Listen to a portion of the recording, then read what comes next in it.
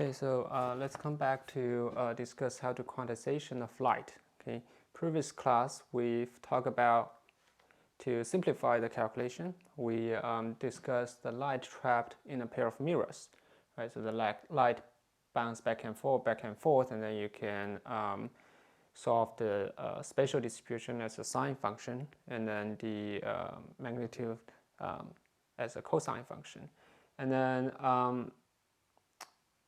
and we do the integration of the EM field energy inside the cavity, and then we get the Hamiltonian or the energy looks like this, and then Q is just a parameter that representing the amplitude of the electrical field, and then P, okay, P here can be think of as the amplitude of the magnetic field, because, and then the definition of P is m times the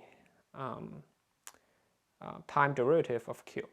Okay, so so as we discussed last class, if you look at this Hamiltonian, there's no difference between this Hamiltonian and the harmonic oscillator, right? So this is the kinetic energy, and this is potential energy, right? And so when we arrive at here, actually there's no quantum procedure happened here. It's just purely a classical derivation, and the quantization happens in this step as we took the parameter Q or variable Q into an operator Q, and then the variable P into an operator P, and then the Q and P as the operator, they follow this commutation relationship, which is exactly the same as position and momentum because your Hamiltonian is the same. Okay, and also if you base on this, you can also write down P. It's exactly the same as the momentum operator. It's a differential on Q. Okay, so now what you can do is that, okay, to fully to make the finalize the quantization, you change the Hamiltonian H from a variable into an operator, and then all this Q and P into operator, and then you say that the light obeys all the quantum mechanical postulates, for example, the Hamiltonian, and then the wave function, all of those, and then you solve this system. And apparently, now if you get the Hamiltonian of light, then the next step, of course, is to use this Hamiltonian and then put it into the Schrödinger equation, right? So the Schrödinger equation, you have Hamiltonian, and then notice that now that we use Q to replace X, right? So your wave function is a function of Q and T, right? And then equals to H bar.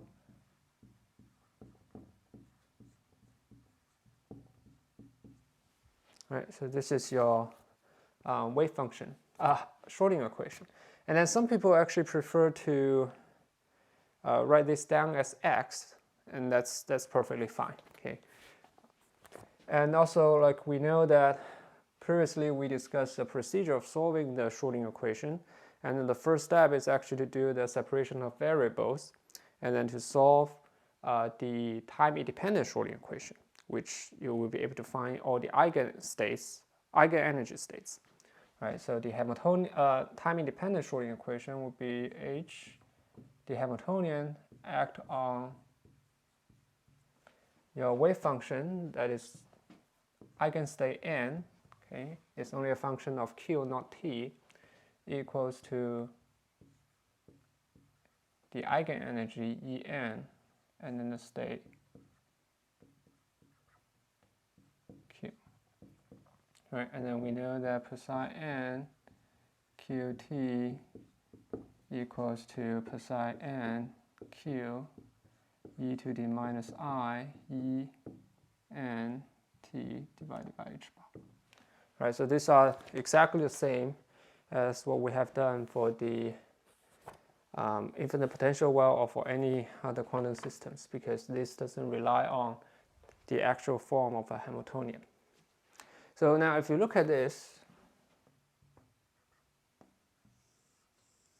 time-independent Schrodinger equation, okay, we try to solve the eigenstate of the light, and also you know the Hamiltonian, you know the operator, and you can actually write down this equation. So what it will look like is that it's 1/2 m omega square q square, okay, plus 2m, and then here is the momentum square, so I squared become minus I, so here you have minus. Okay, and then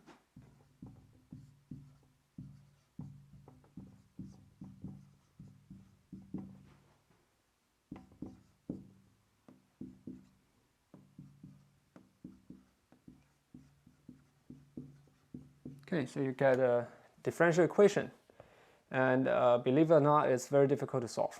Okay, I actually have never solved it once. Okay, and then yeah, it's fine. I just don't.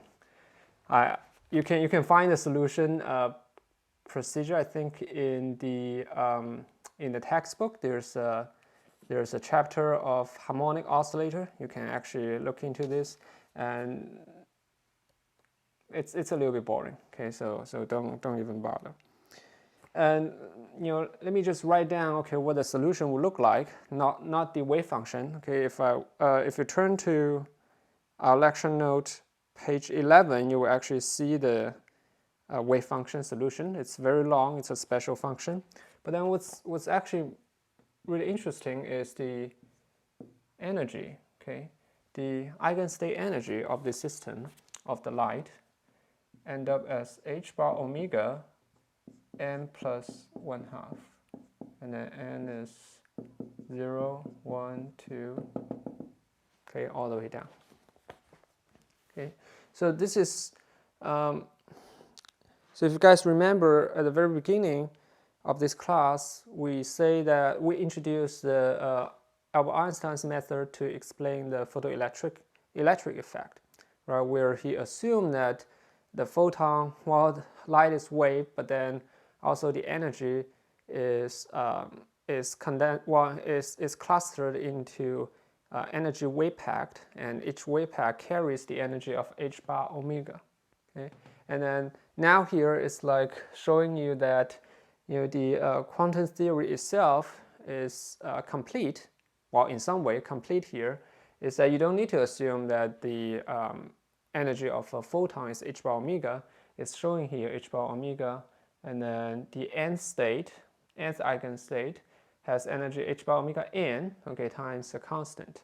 So here you see that the En or the psi n actually represent nth photon state, okay, nth photon state. And the question, okay, why at 0 photon we still have a little bit of energy, right? We've discussed this a little bit last time. It's because the uncertainty principle, because you can't know position and momentum at the same time, so that you actually the position and momentum cannot be 0 at the same time, right? Because they are both 0, then you know both of them. So one of them has to be non-zero, or both of them is non-zero. Then you see that this Hamiltonian, this energy expression, you will see it's always positive. Okay, it's always positive. And later we'll tell you, okay, what effect you will see from here. And just for the visual effect, maybe I write down the wave function. Okay, just to discourage you from solving it.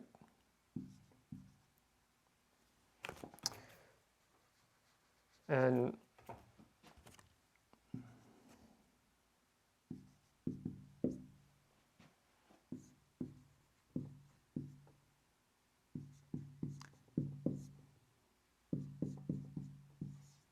It's a very strange function.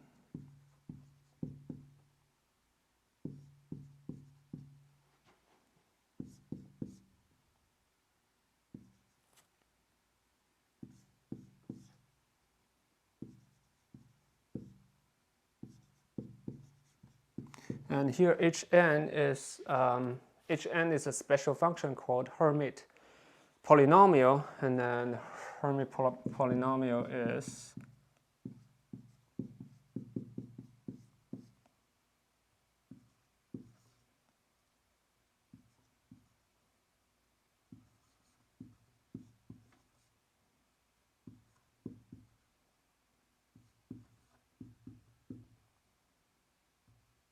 okay. So yeah, and this is the solution.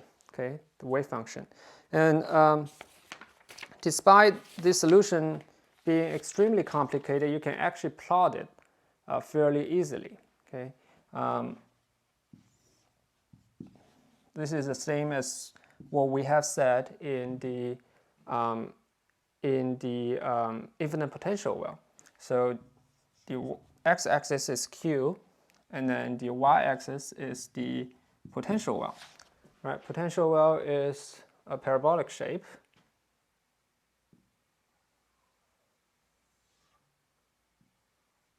Okay, square, right? Q square. And then from here, you know that this is just a harmonic oscillator, and then unless your state has infinite energy, otherwise the photon cannot appear. Well, you cannot have, let me point it a different way. If this is an electron and harmonic oscillator, and then you have this potential energy, then you know that the state is well confined, because unless you have infinite energy, you cannot go to infinite, right? And then the wave function, okay, the shape of the wave function is again very similar to the harmonic to the electron in the infinite potential well. So for the ground state, as we discussed, you always have one extreme value, that's one maximum. So you have 0 all the way, and then going up, going down. Okay. So this will be your ground state. Okay, and then your first excited state will look like this. Okay, two extreme value, one maximum, one minimum, and then you can keep going to get n equals 3, n equals 4, n equals 5. And the actual shape, although it's a very complicated a function, but then the shape is almost the same as all other systems. And now the question is, what is the meaning of this? What is the meaning of this wave function? Before, we know that if you have a wave function of x for an electron, then the meaning is that the amplitude square of this is the probability density of finding the electron at position x, right? Now, what is the physical meaning of this function? Anyone want to make a guess? Would it be the same thing?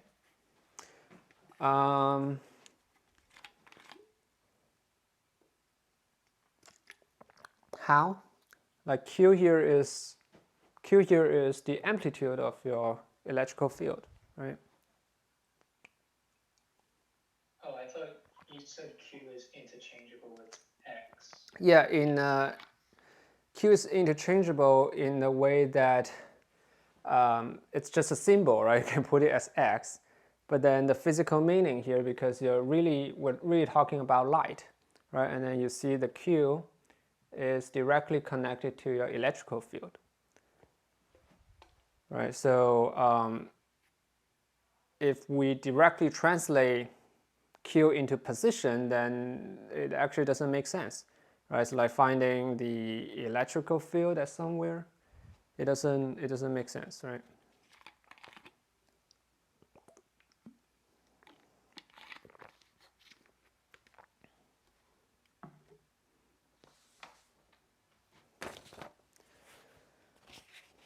Okay, so the way that you can kind of, well, the way to understand this is that, so if you look at the electrical field,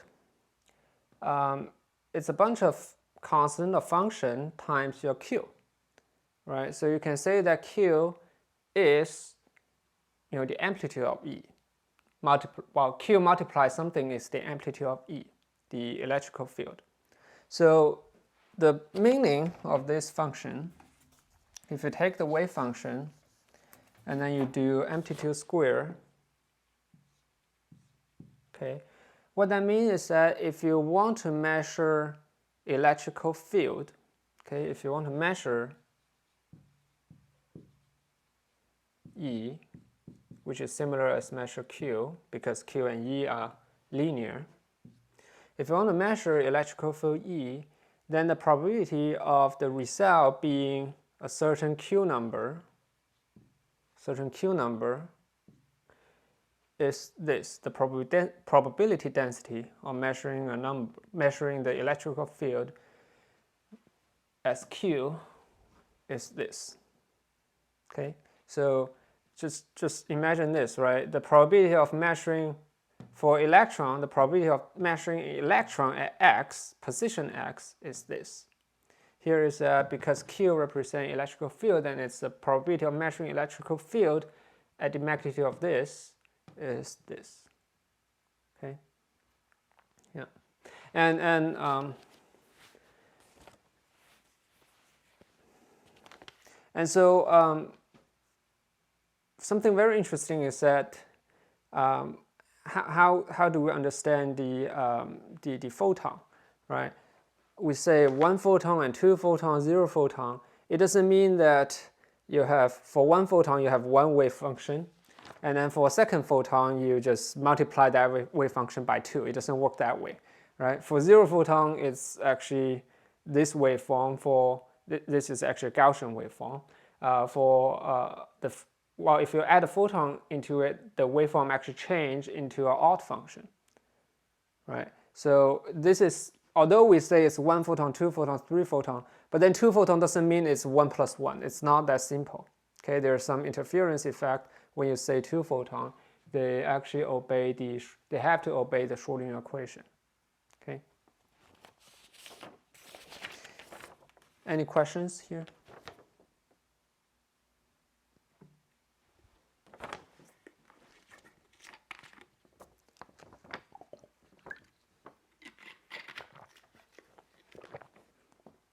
Okay, if no, then we'll start to introduce a mathematical trick that actually can very easily, by using high school mathematics, you can actually get this equation and also get this solution. Okay, some people call this second quantization, but it's actually more like ladder operator. Most people refer to second quantization in the field theory, so it's something different, but sometimes you see that in the book, second quantization. So this mathematic trick is actually deeply connected with the photon itself. The idea is that suppose you have this cavity and then you have a certain amount of photon inside. Now, can you have an operator O? Can you have an operator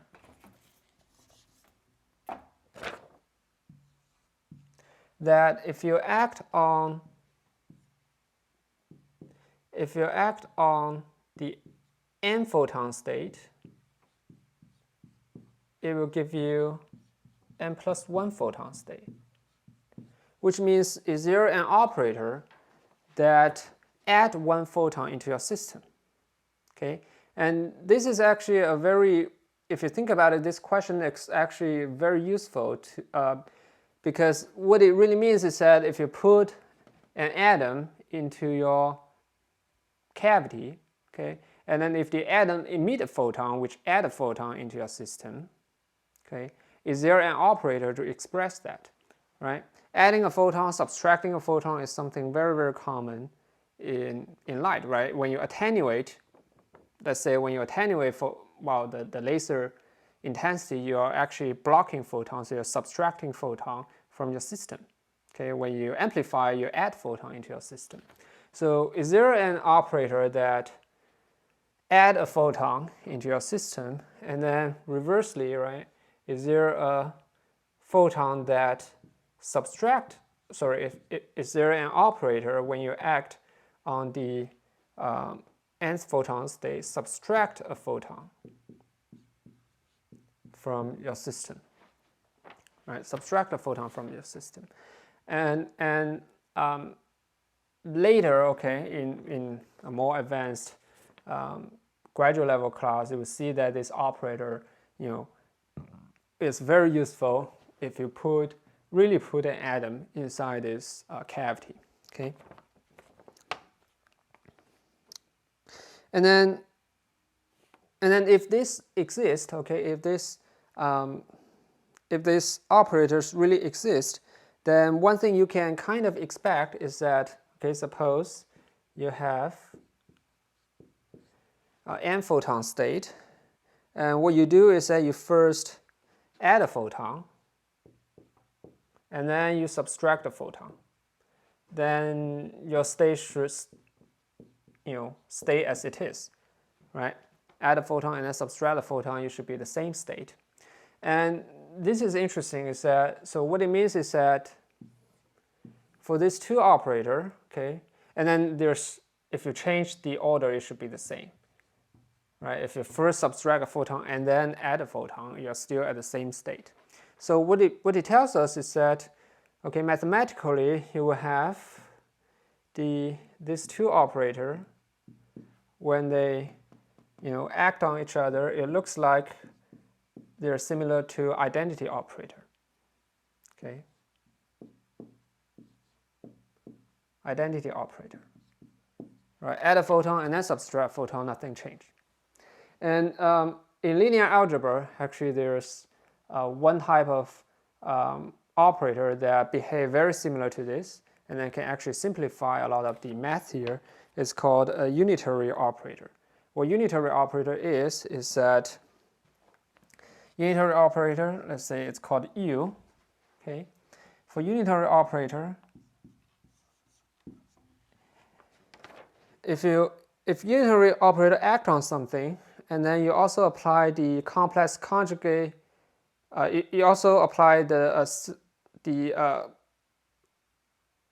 adjoint operator or complex conjugate transpose of the matrix on it, then this will give you identity operator.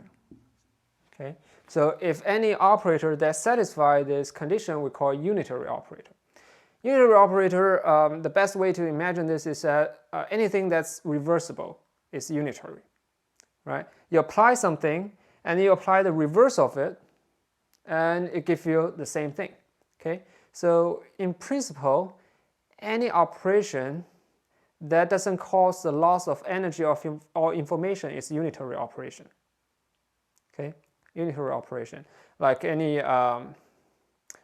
analog information flow, as long as you don't have, as long as you don't combine two streams of information and then process it, you can always reverse it. Okay, this is called unitary operator. So if you look at this, then you can think, okay, maybe if we're really lucky, then one of the operator is the unitary operator, and then for example, the photon subtraction operator, if it's U, then maybe we have a chance to say that the operator responsible for adding a photon can be the U dagger, right? Can be the adjoint operator. Then this way we don't need to find two operators, we just need to find one operator. And then it actually would work, because if you think about it, adding a photon and subtracting a photon come back to yourself is actually the definition of reversible, right? It's a reversible process. Okay, so now let's spend a little bit of time to try to find this. try to find these operators.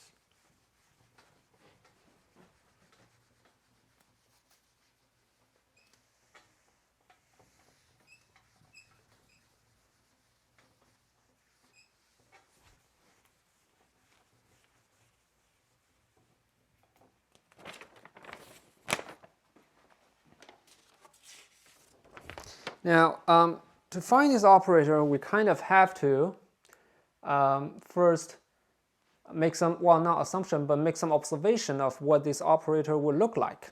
Okay, the first is that because the operator, when you act on a wave function, it goes to another wave function.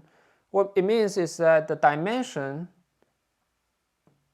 of this to this is not changing, right? The unit is not changing. Okay, this has a dimension of a wave function. This also has a dimension of a wave function, so that the operator we call it O, and then it's a joint operator O dagger. They have dimension of 1.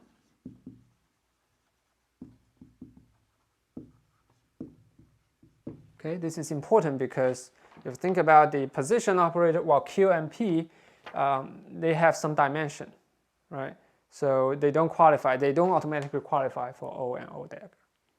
Okay, and then the second thing is that in your system, okay, right now in your system, you only have Q and P, these two operators. That's the only operator you know, right? So whatever operator you end up with, O must be a function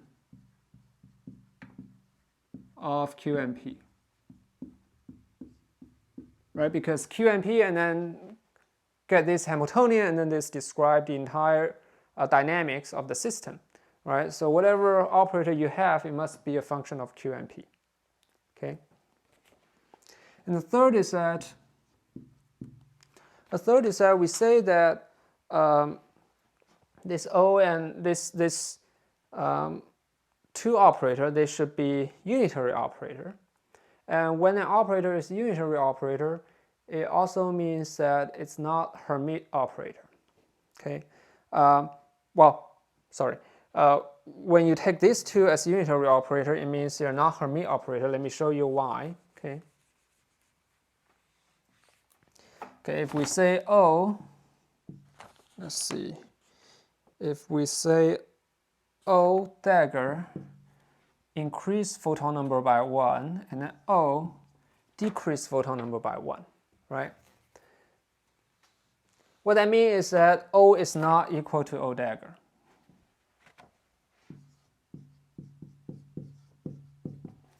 Right? O is not equal to O dagger because they do different things to your wave function. And Hermite operation means operator means your operator equal to its adjoint operator is self-adjoint. That's the definition of Hermite, right? And we know that all the observable operators, they are Hermite. For example, position is Hermite operator, momentum is Hermite operator, and then the Hamiltonian is also Hermite operator. Okay, so the O, your operator you're looking for here, okay, they are not Hermite.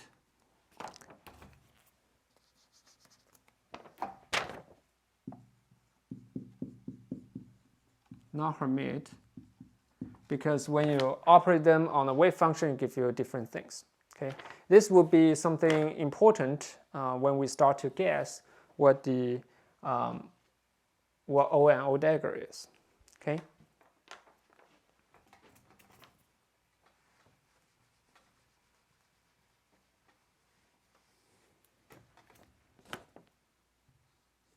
Okay. Now let's start the process, right? So the easiest guess, okay, the easiest guess from here is that O is a function of Q and P. Then the simplest thing is that it's a linear combination of Q and P. Right? That's the simplest thing. Okay. And you can say, okay, why is not quadratic? Why is not that? Yeah, it could be those, but the first step is always try the linear combination, and if it works, then it saves you a lot of trouble. So let's say we, from now on, we write down O as A, okay, A. We say that it's a linear combination of Q and P. Okay, this is our guess. Okay, we're not saying that it is this way. This is just our guess. And then naturally we'll have A dagger. Right, A dagger is just the conjugate transpose of A, and then what it will give you is the coefficient conjugate, complex conjugate, and then Q and P, they are Hermite operator, right? Because they're real. Q and P is directly linked to electrical field and magnetic field. They're real, so it doesn't change. Q is here, P is here. Okay, so this tells you something, right? This immediately tells you something that alpha and beta, they cannot be both real, right? If alpha and beta are real, then A dagger is the same as A, then it becomes a Hermite operator. It violates 3. Okay, so one of them has to be imaginary, or all of them, both of them are imaginary. Okay, the second thing is that we apply the thought that, okay, this operator has a dimension of 1, right? Has a dimension of 1. So that you need to, well, so alpha and beta has some normalization factor there to bring the Q and P back to a dimension of 1. Okay, and then the way to do this is that, the way to do this is to see this Hamiltonian, okay? The Hamiltonian has a dimension of h bar omega, right? Hamiltonian has a dimension of energy. And then what also has the dimension of energy is this. M omega q square, also 2m p square, right? They all have the dimension of energy. So then what you can do is that you can divide h bar omega on both sides. Then you will get 1/2 m omega h bar square q square has a dimension of 1. Okay, this is something we want. We want something has a dimension of 1, right? And then you can cancel the omega here. Okay, and then because we want q, we don't want q squared, so you can take a square root of this entire thing. Okay, so this will have the dimension of 1. Okay, and you can do the same thing for the momentum operator. H bar omega divided this side, and then you will get 2m h bar omega p has a dimension of 1, right? So if you rewrite this, you will get A equal to a new parameter alpha, and then m omega 2h bar q plus beta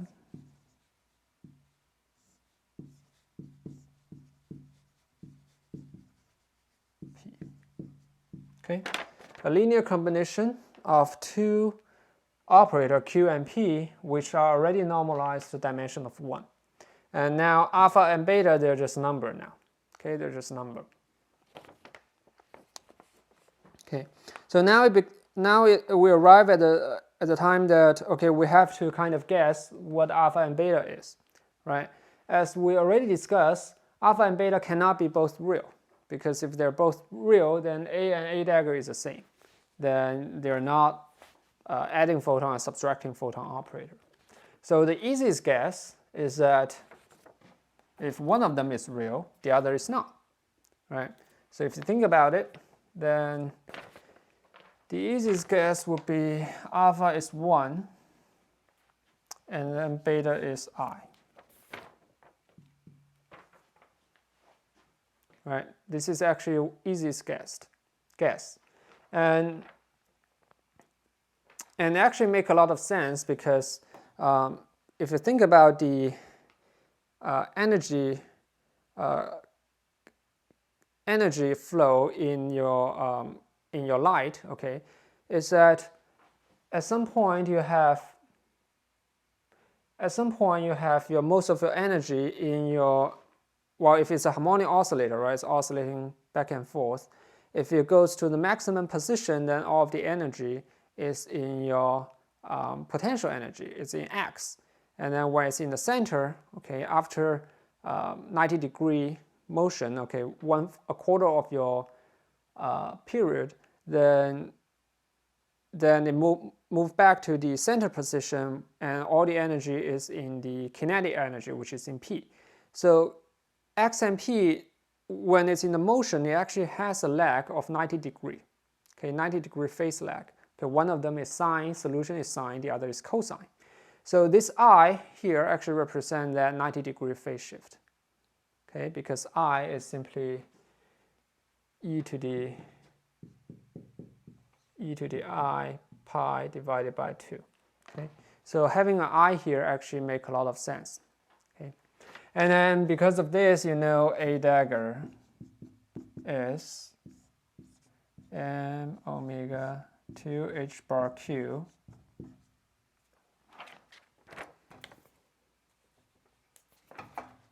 minus I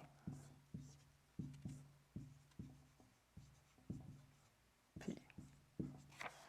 Okay, so this is our guess.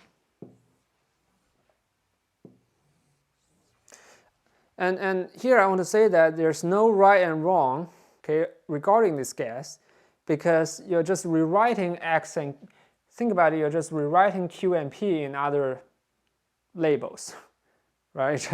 You're just changing your coordinates, and but there's a difference is that whether it works or not, right? If you use this and then it simplify your calculation of Schrodinger equation, then it works. If it doesn't simplify, then yeah, it's still a valid change of coordinates, but then it just doesn't have any effect, right? So once we guess this, the next thing or the important thing here is that we plug this back into the Schrodinger equation, okay, especially this time-independent Schrodinger equation, and see whether we can solve the Schrodinger equation much easier, right? So let me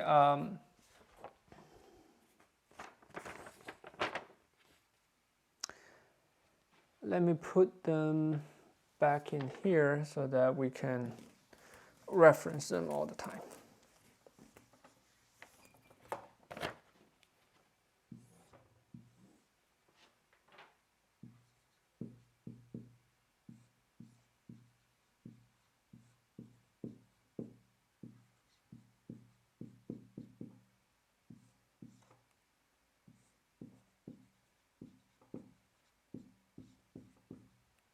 Okay.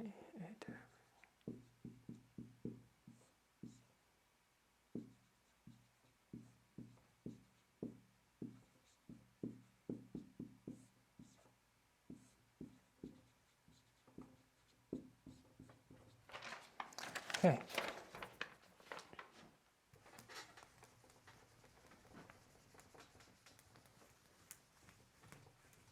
Now there are a few things we need to do here. Okay.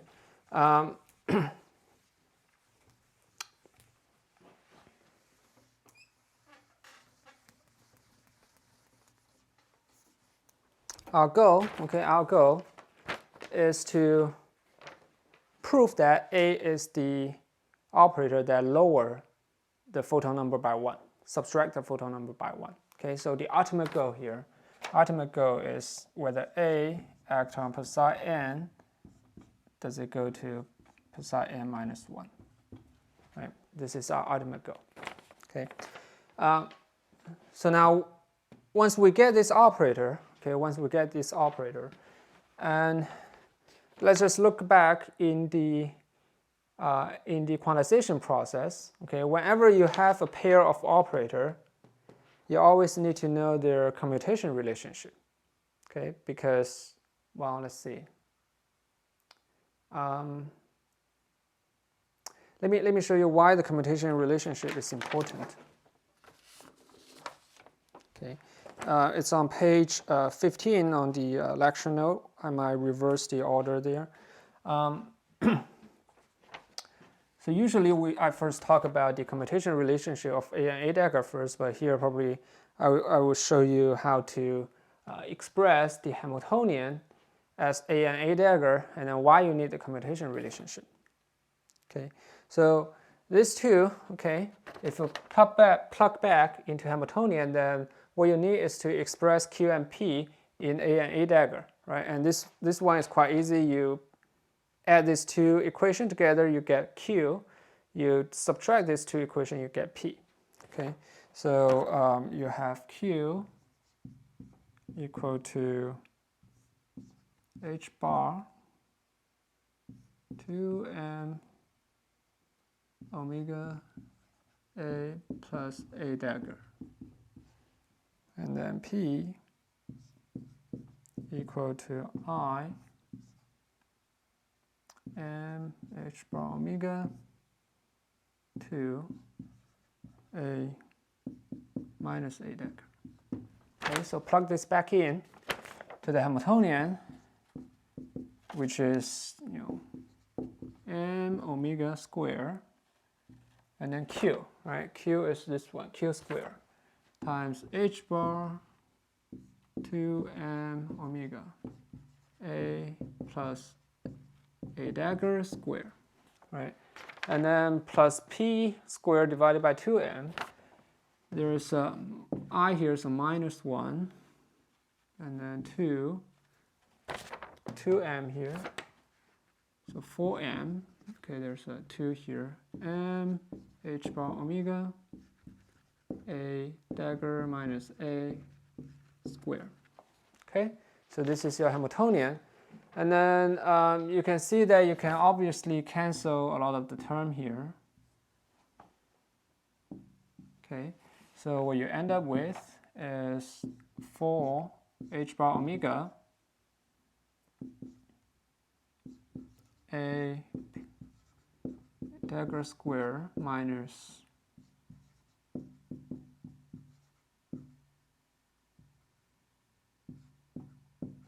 square, right? And then a common mistake is that when we first learn quantum mechanics is that you notice, oh, I know this equation, okay?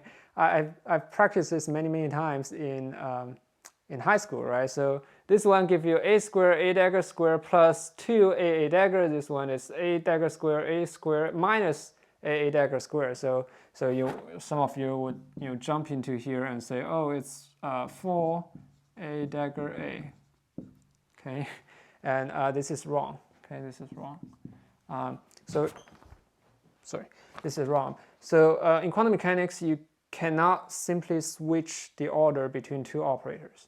Just like you cannot switch x and p, A and A dagger are functions of x and p, right? So you cannot simply switch them unless you prove that, okay, their commutation relation is 0, okay? So you cannot switch sign. So then what you can do is that you can only write down this term by term. Then you have H bar omega divided by 4.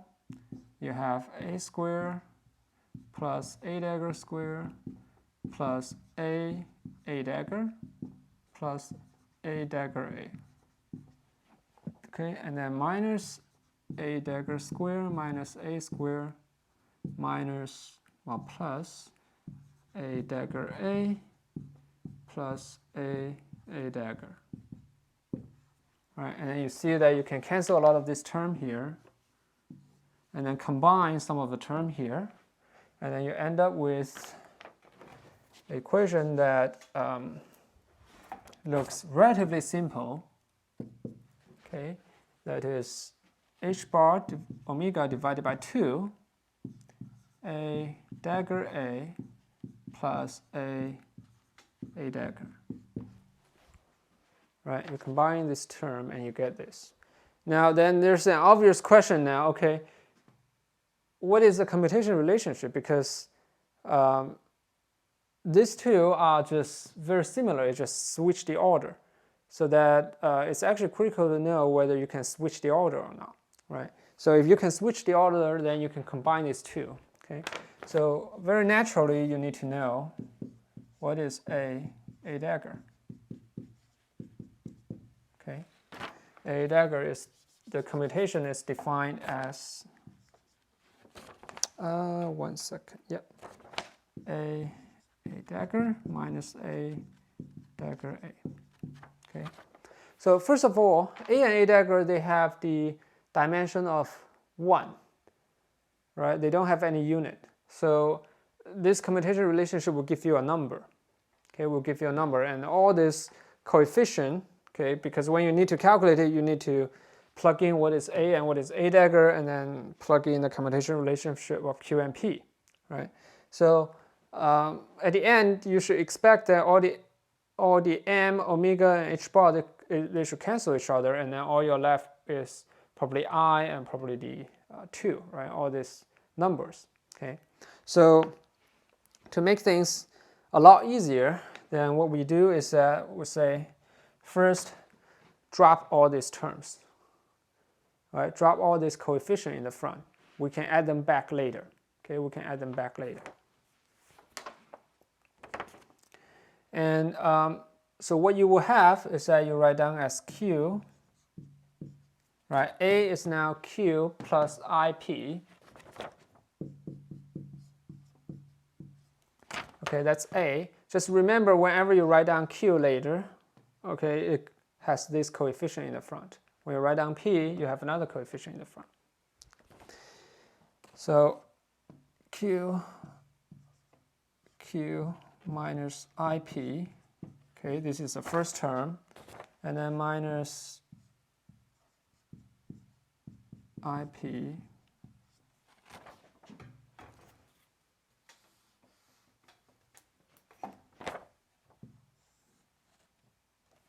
let me write it down here. Okay. Q plus ip, q minus ip minus q minus ip, q plus ip. Okay.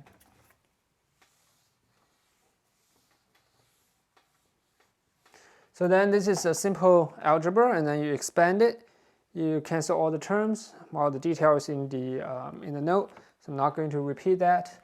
So what you end up with is 2i, okay, pq minus qp. Okay, pq minus qp. So that's actually very similar to your commutation relation. Your commutation relation is qp minus pq, right? So from here, what you can do is that, okay, you see that all the terms, they're just simply q times p, or p times q, or q times p. Then we already said that in this calculation, just for simplification reason, we neglect the coefficient in the front. Right, so now whenever you see q, you add this coefficient back. Whenever you see p, you add this coefficient back. Right, so then this equal to a coefficient in the front 2i, okay, m omega 2h bar times 1 2m h bar omega, and then let's put a minus sign in the front, and then change this to qp minus pq. Okay? qp minus pq is just exactly this. The definition of commutation relationship is qp minus pq. So this one equal to ih bar, right? And then this, you cancel this, cancel that.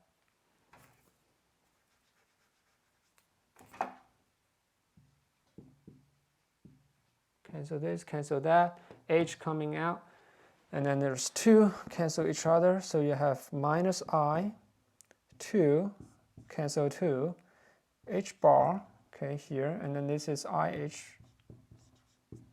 So overall, you cancel all the terms, and I times I, there's a minus sign, so you end up with 1. Okay, you end up with 1. So this commutation relationship give you is A dagger, their commutation is 1. Okay, so this is a great sign that if you see in any of your calculation, if you see something is 0 or something is 1, that means you're almost like 99% correct, right? So with this commutation relationship, okay, then what you can write down is A dagger equals 1 plus A dagger A, right? 1 plus A dagger A. Then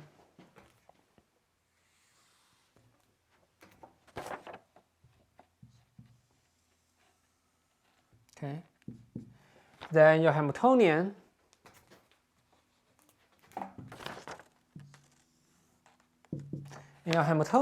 right, we'll only want to keep one of the terms. Okay, let's say we keep A dagger A. Later I will explain why we keep A dagger A but not A dagger. If we keep A dagger A, then you substitute A dagger as 1 plus A dagger A. So you have 2 of that. Okay, so they cancel with this 2. So eventually what you will get is H bar omega A dagger A plus 1/2. Okay, A dagger A plus 1/2. And this is already very, very close to the energy, to the eigenenergy of the harmonic oscillator, because there it just replaces A dagger A as an integer number. Later I will show you guys, okay, it is in this calculation. Later a simple calculation can show that this is indeed can be substituted with the number n if it's an eigenstate. Okay, and let me put the result here. Okay, so that we have, you know,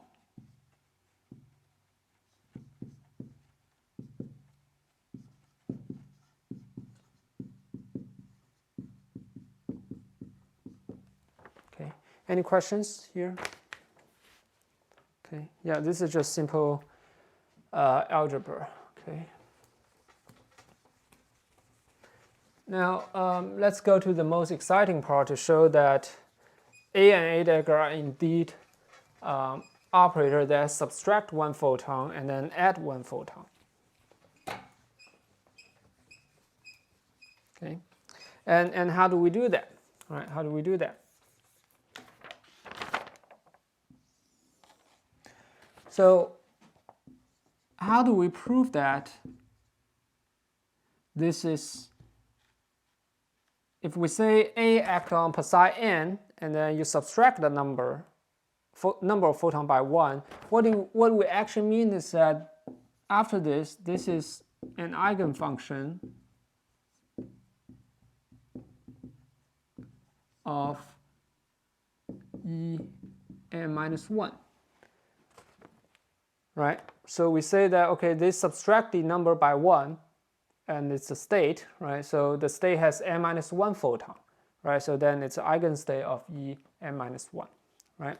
So, or the other way you say that this state mathematically should be the same function as n minus 1, and allowing that there's a difference in the coefficient, right? Okay. So how do we prove that? Okay, the simplest way to prove this is that now if you say that this is eigenfunction of this eigenstate, then you can simply calculate this. You put this wave function, this function, and then use a Hamiltonian to act on it, right?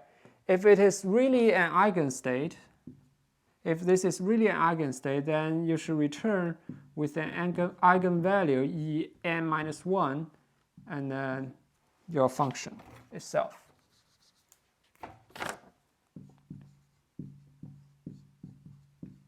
Right? if this equal to that, it means whatever in this bracket is the eigenfunction of e to the n minus 1, right? That's the definition of eigenfunction and eigenstates, okay?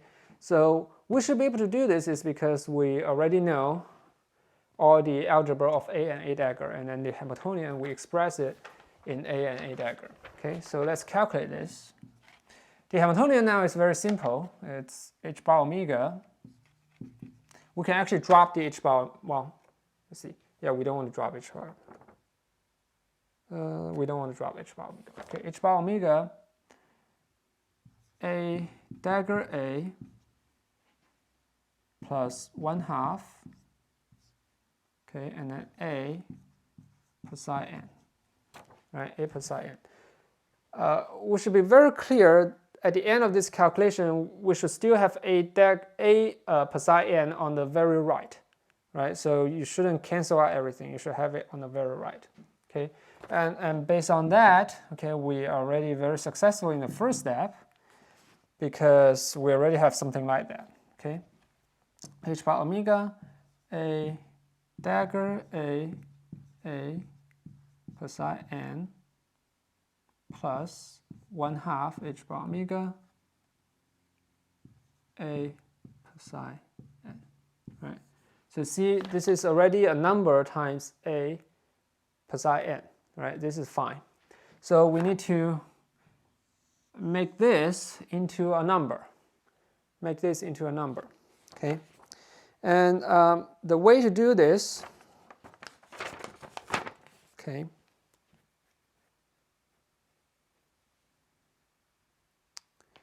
the way to do this is to use the fact that if you look at this, okay, you might think, okay, this is difficult to do, but then we always have 1 powerful 2 is this one. Okay, the Hamiltonian is like this, and then we know that the Hamiltonian act on the eigenstate give you a number of that eigenstate. So what it means is that h bar omega A dagger A plus 1/2 act on per psi n give you En per psi n. Right? This is by the definition of eigenstate. You always have this. Okay, and this tells you that A dagger A per psi n, okay, A dagger A per psi n equals to En h bar omega minus 1/2 per psi n. Right. So A dagger A per psi n actually is a number of per psi n, which actually make perfect sense. Okay. Now, so if you look at this now, if somehow there's a way you can switch the sign of A dagger and A, okay, if you can switch them, then you have here is A dagger A act on per psi n. A dagger A act per psi n, then it gives you a number. Then in the left in the front is A, right? Then you have A per psi n, a number times that, so you finish that calculation. And this is a trick that used in many times, well, will be used many times in calculating anything with, we call this ladder operator, okay? And here, the way to make this switch is to use a commutation relationship, okay? Commutation relationship. You have h bar omega, okay,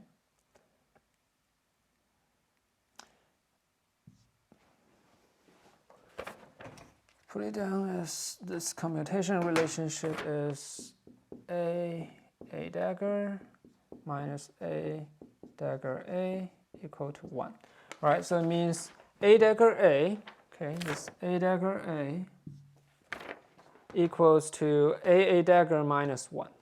Okay, so you have A dagger minus 1, okay, and then A per psi n, and then plus h bar omega divided by 2 A per psi n. Okay, and then you see that, okay, we get another number times A per psi n, which is a good sign again. And then, yes, okay. So let's combine that. That gives you h bar omega A dagger A per psi n. Okay, there's a minus sign here, there's a plus sign, so minus h bar omega divided by 2 A per psi n. Okay, now then what you can do is that you can replace this term. There's A dagger A ecton per psi n. You know what A dagger A ecton per psi n is, right? This is a number of, and then times your state, right? So eventually it gives you h bar omega. And then because this is a number can switch with anything, right? So you can put the number in the front, and then En h bar omega minus 1/2, okay, A per psi n, and then minus h bar omega divided by 2 A per psi n, right? And then you can see h bar omega cancel with h bar omega, and then there's a minus 1/2, and here's minus 1/2. So you can combine all these terms, and eventually you will get En minus h bar omega A per psi n. Okay? So what it tells you is that if you do this calculation, if you plug in this, and then, well, if you use the Hamiltonian act on this state, what it will give you is the eigenenergy of the n state minus a number.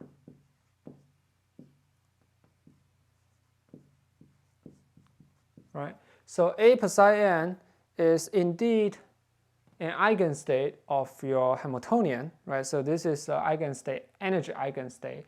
And then the energy corresponding to this state is En minus h bar omega. So it is indeed, the energy is smaller than the eigenstate of psi n.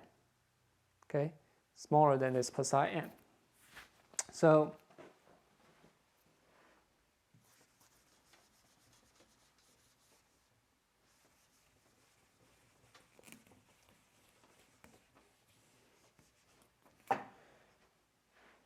and then also you can actually show that it's in the note, I'm not going to repeat it, is that if you show here is A dagger, then if this is A dagger, then this will become a plus sign. Okay, this will become plus sign. So what eventually happens is that if you start with the state psi n, its energy is En, and then you act A dagger on it, it goes into a state that has energy that is h bar omega larger than En. Okay, if you act A on this state, it goes into an energy level that is h bar omega smaller than your original state. Right? So you see that this is, well, at this point, if we want to be very consistent, then at this point, when we start doing this calculation, we still don't know the energy of the photon is h bar omega. But since I already told you guys, you guys already can see, okay, this is increasing the photon number by 1, this is lower the photon number by 1. Okay? And then the next step is to think about this is if we keep doing this, you can actually reach the ground state, right? You subtract this by 1, you act A on the state, you subtract the number by 1. You keep acting A on it, and then you keep subtracting number by 1 by 1. And then eventually you will reach a ground state. Okay? And that will be very interesting.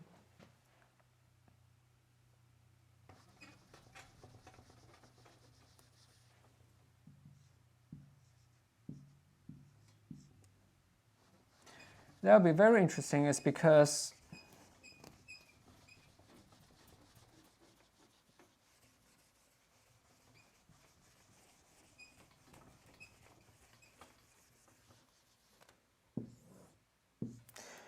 when we derive this equation, right, when we derive this equation, we say that we didn't actually assign any n number here. So actually apply to all the eigenstate. So it's the ground state, right? Suppose this is already the ground state.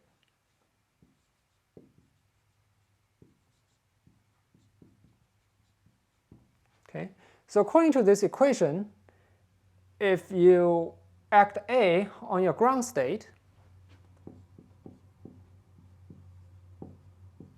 let's say 0, it will be E0 minus h bar omega. Right? So it seems that there's no ground state. There's always a state that has energy h bar omega lower than that. And then some of you might get excited, oh, are we going to see antimatter? Are we going to see antiparticle, negative energy state? Actually, no. Okay, no. It doesn't show up here. The trick here is that how can you construct a ground state, but then also doesn't violate this equation, right? How can you do that? And the answer is very simple. Is that if A act on ground state is 0, right? If A act on ground state is 0, then this equation is still correct, right? Because anything act on 0 is a number times 0, right? It's still correct. And then what it ensures you is that there's actually no state that has lower energy, because this is already 0. If you act on it, the function becomes 0. And then anything act on 0 still is 0. So you cannot go any lower than that, right? So this is actually the equation to solve ground state. Okay, this becomes the equation to solve ground state. And now you can plug in what is A, right? A is this, and then P is the differential of Q, right? So you now get a ground state equation. Okay, you get a ground state equation, which is this.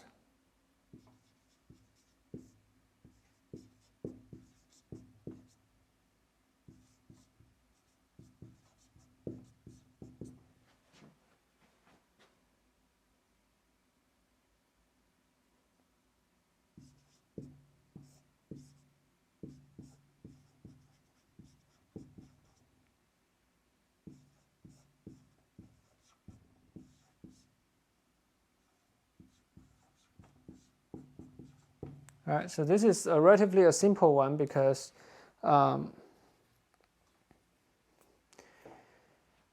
this is a first order differential equation, and then there's some coefficient in the front, and then equal to the variable times the function itself, right?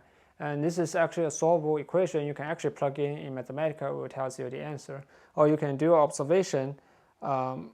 Anything. You can do observation, and the thing would be this, right? And do observation and see that, okay, you're doing a derivative on your wave function, it gives you back a wave function, and then times the variable itself. What that means is that this function, the most likely, and then there's a minus sign here. So the most likely the function will look like some coefficient in the front, exponential, some coefficient, let's say beta, q squared, right? Because then when you do a differential, the q squared, do a differential of q squared came out of 2q, and then multiply the wave function itself, right? So it come back as q per psi naught. Okay, so the ground state, or the ground state of the light, okay, quantized light, end up to be a Gaussian state. Okay, end up to be a Gaussian state. This is kind of interesting. Okay, and let me just write down the solution here, just you guys know what it looks like. Okay.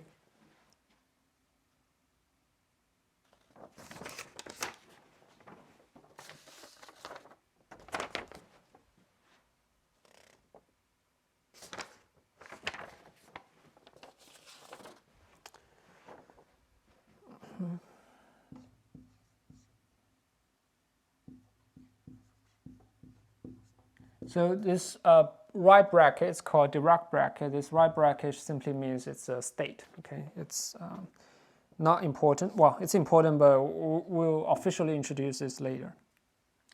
There's a coefficient, normalization coefficient. You use this to normalize the entire wave function, e to the minus m omega squared divided by 2h q squared. Okay, q squared. So this is the ground state of the wave function of the ground state. Okay, and then you can actually use the fact that A acton per psi, A dagger acton per psi q will give you per psi 1 q, and then A dagger is just q and p. Q and p are just q and differential of q, right? So A is now an operator, and then you can add this operator on this and give you the next eigenstate. And you can keep doing that. If you do that n time, q become n q. Okay, and when you do this, when you act this on the Gaussian state, you will actually see that you construct that kind of crazy Hermite polynomial. Okay, you can actually get that. You can actually get that. Now, let's summarize here a little bit, and then we'll leave a little more discussion in the next class. Is that first, okay, you have the eigenstate.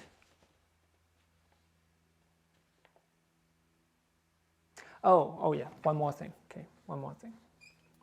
So from this ladder operator, we already know that each eigenstate, when you lower the photon number by 1, your energy is lowered by h bar omega.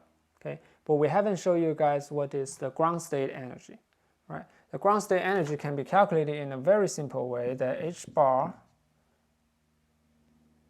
acton per psi knob equals this. Right? Just use the eigenstate. Just use the time-independent Schrodinger equation, and then h bar is, and then h, the Hamiltonian, is A dagger A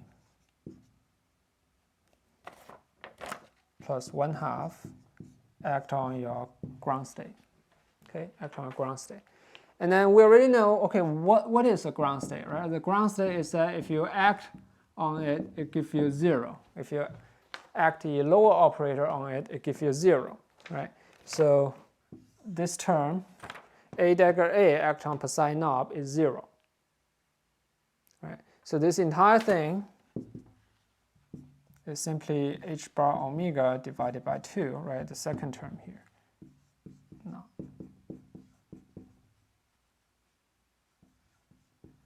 Okay. So this is the reason why